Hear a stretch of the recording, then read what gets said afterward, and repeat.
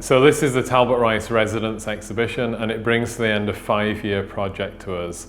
This is a project in partnership with Freelands Foundation and their incredible artist programme, which has now supported 80 artists across the United Kingdom. It's given us the opportunity to mentor and nurture 20 emerging artists in Scotland. These are brilliant individuals that have really interesting and bright futures, and it's been a delight to work with them over this period of time. This exhibition brings together the work of the last 2 cohorts on the programme, so that's 10 artists all together. Dear Blue, I'm writing to you from the Isle of Skye. I'm here as a translator for a delegation of indigenous and traditional peoples based in Pará. Lima is an artist from Brazil who works a lot as a professional translator, translating between Portuguese and English. And that often puts Maria in a very interesting situation where she's trying to navigate different cultures, different ideas, different systems, and figure out how to form an exchange between them. This work is centred on an exchange that happened on the Isle of Skye, and it was a meeting between traditional landowners from Brazil, indigenous people, and local activists from Skye. The work's called This Map of Affections, and the affections that it describes relate to the kind of friendships and bonds that were formed through these meeting points. What these individual participants found was that they had common concerns with land rights, land ownership, and their traditional cultures being taken away through effectively capitalist processes. So why should we buy back our land? Why should we not inhabit our territory? My name is Kirsty Russell, and my work in the exhibition is Runners and Vents. It's a textile work constructed from velvet curtains that hung in my grandparents' home. Here the velvet holds drawings depicting a stage of the lost wax casting process. When you're preparing moulds for casting, you need to build runners that allow molten metal to enter the mould and vents that allow air to leave. Here these tools of production are scaled up and translated into digital embroidery. On the reverse of the work, there are bronze casts which hold traces of my mum and sister's fingerprints sewn into the seams. The work is an effort to draw attention to structures of support I don't always find language for, departing from time spent with my mum and sister and other healthcare workers, and for the care practices that conserve a needlework collection that was introduced to me by Lindy Richardson and collection staff at the university. The work is realised through the skills and knowledge of technicians at the art school. In thinking about support through these different practices, I attempt to draw relationships between different types of handwork and labour. Rene, Hele and Browne is presenting 7 drawings for the exhibition. They feature Caesar Milan, who's also known as the dog whisperer. This is a very famous pet trainer. Rene adopted a puppy last year, a rescue puppy, an animal that probably had quite a difficult life, and decided to adopt the teachings of Caesar Milan to shape their relationship. But what Rene found was that this imported quite a lot of difficult values into their relationship, ideas about dominance and control, and ultimately the relationship between the artist and the puppy failed. Rene is an artist that through their practice is really looking at a way to hold the door open to different queer identities, whether exploring different archives like the Urania archive, or whether making films about their relationship to their own family, their dad. This is really about blowing up ideas about what normal identities look like, ideas around masculinity, femininity, and of course really exploring different ideas of trans identity.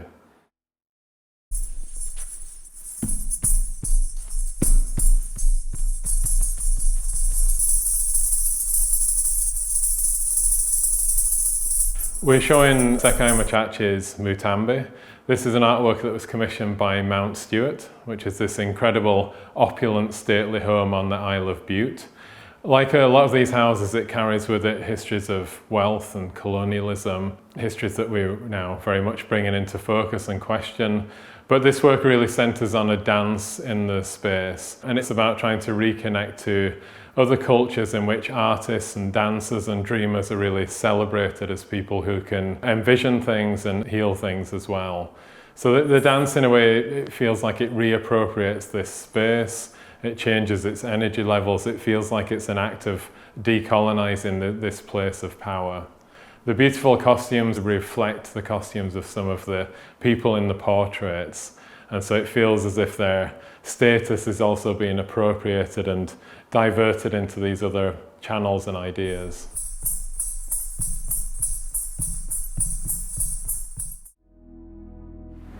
Hi, my name is Aliia A, and this work is called Unraveled Gathering. This work consists of a dyed maroon rope that carries ceramic bangles with motifs of roof tiles and relief images of zodiac signs related to my family. These bangles come through the idea of nautical lead lines, weighted ropes with ribbons or knots spaced to measure the depth of the sea. I have replaced this with ceramic bangles to symbolize measuring an ancestral depth. The rope is also a sign of work around the ports that draws upon the history of the Samsui women. These were impoverished Chinese immigrants who came to Singapore in the second half of the 19th century due to British colonial rules that placed restrictions on the number of men allowed to seek work in the British colonies. And as a result, an influx of women ended up as laborers in construction industries.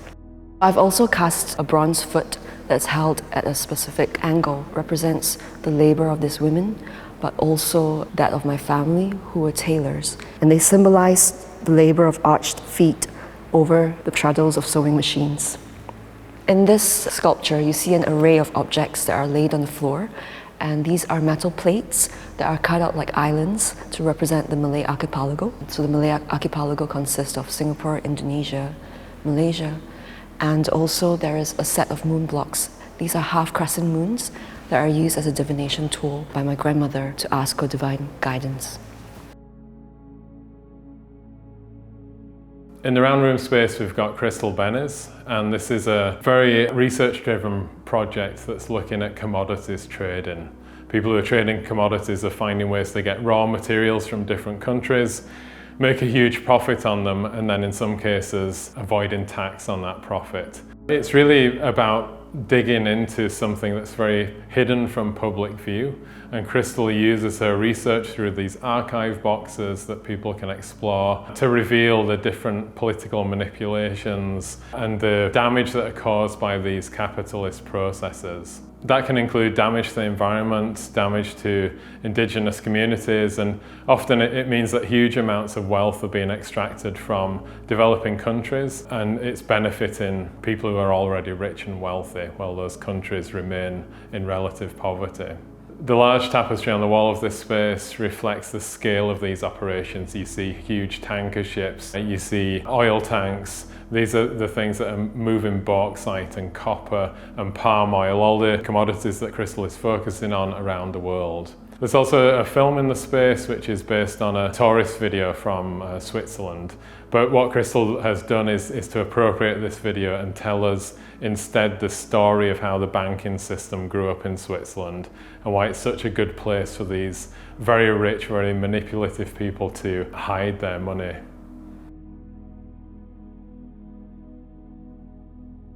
I'm Matt Zurowski. I'm an artist and researcher based in Edinburgh. I'm currently undertaking a practice-led PhD where I'm focusing on how Gallic ways of seeing and understanding the natural environment speak to kind of aspects of contemporary ecological scholarship. In the work that I've produced for the show, the core element is a number of tape loops that I've made using archive recordings of 2 Gaelic songs, and they both speak to kind of loss, speak about the clearances. These tape loops have kind of been degraded using a reel-to-reel tape machine that's present in the space, and accompanying that there are 4 prints of nettles taken from the Botanic Gardens collection, a loop of some nettles kind of bristling in the wind, which have been developed in a nettle-based photographic developer, and a charm wheel that's taken from a medical manuscript that belonged to the Beatons, a medical dynasty in the Highlands and Islands of Scotland. The nettles have a complex relationship to the Gaelic-speaking regions of Scotland. They have like a gastronomic relevance, they have relevance to folk culture, they are associated with the other world, but they also came to become a symbol for loss in a lot of clearance poetry. So when the nettle is used in poetry, such as the ones that I've sampled here, it often meant that the poet was trying to suggest that human habitation had gone and now nettles were rising up in their place. So I'm interested in how that interplay between the human and the non-human occurs in these spaces and what kind of maybe can flourish in the ruination of what were human habitations. Obviously, a lot of documentation of folk culture in Scotland happened in the early 20th to mid 20th century, so a lot of archive technologies, including reel-to-reel tape machines, were used by archives, including Edinburgh's own School of Scottish Studies archive. And I'm really interested in how I can employ archival technologies and practices in new ways to find different pathways to access the knowledge that they hold.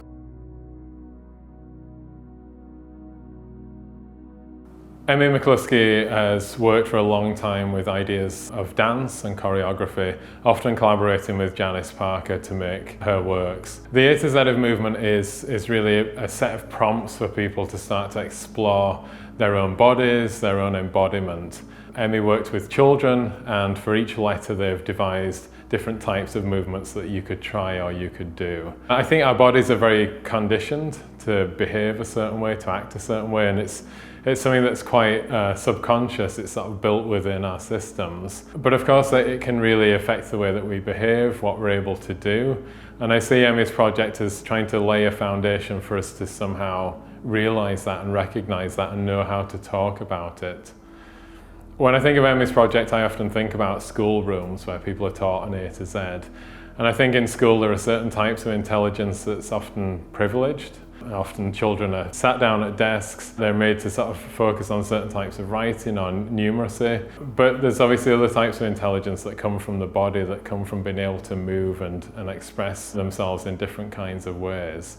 And the long-term vision for this project is that it would become a book that could help to instruct children how to learn about their movement much more.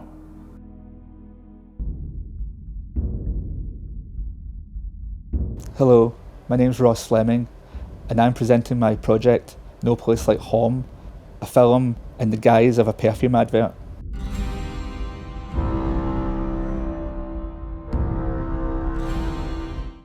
Created in reaction to our ever-evolving relationship to virus and an allegorical embodiment.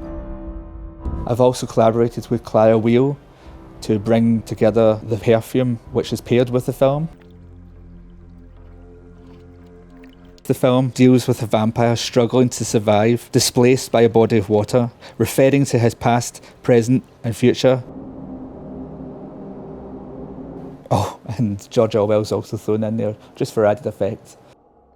Orwell's message of power and encouragement to call out those who misuse it is an important one.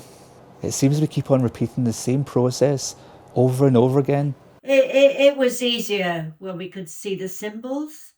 Now they're in our minds.